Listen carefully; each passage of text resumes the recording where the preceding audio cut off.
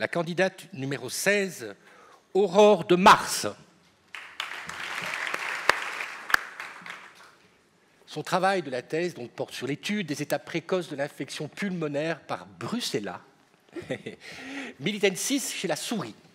Et elle va nous résumer cela, nous synthétiser tout ça avec comme titre « Former des super sentinelles tueuses de la bactérie Brucella ».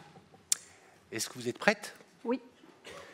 3, 2, 1. Bonjour à tous.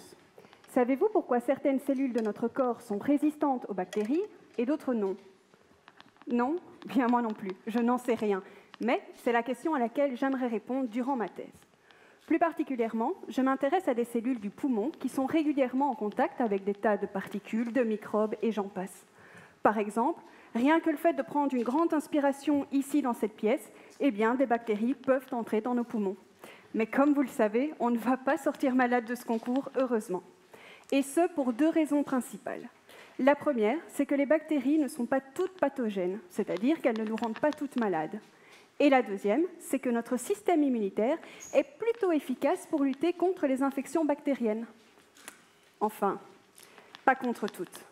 Pas contre Brucella, qui est la bactérie ici en rouge que j'étudie au laboratoire. Il faut dire que Brucella, elle est assez vicieuse. Elle parvient à se multiplier dans nos cellules, et ce, en passant quasi incognito du système immunitaire.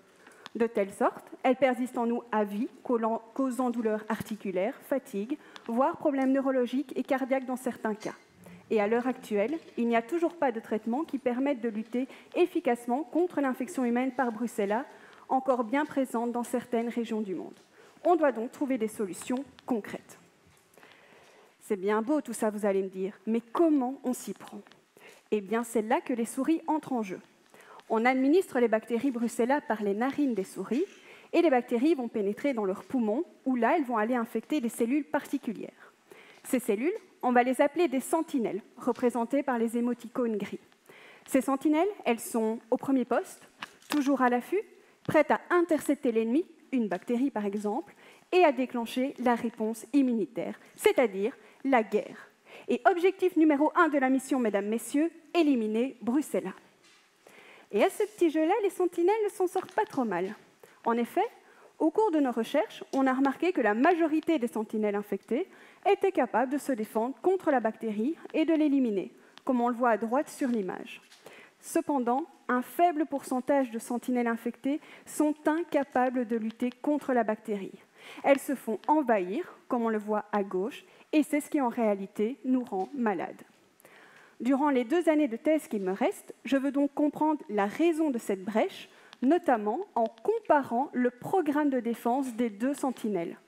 Cela pourrait permettre à long terme le développement de thérapies qui transformeraient les sentinelles peu, voire mal armées, en super sentinelles tueuses de Brucella. Et si une telle thérapie fonctionne sur Brucella, pourquoi pas la tester sur d'autres bactéries similaires à Brucella? Pour terminer, papa, maman, j'espère que vous avez enfin compris ce que je fais. Merci.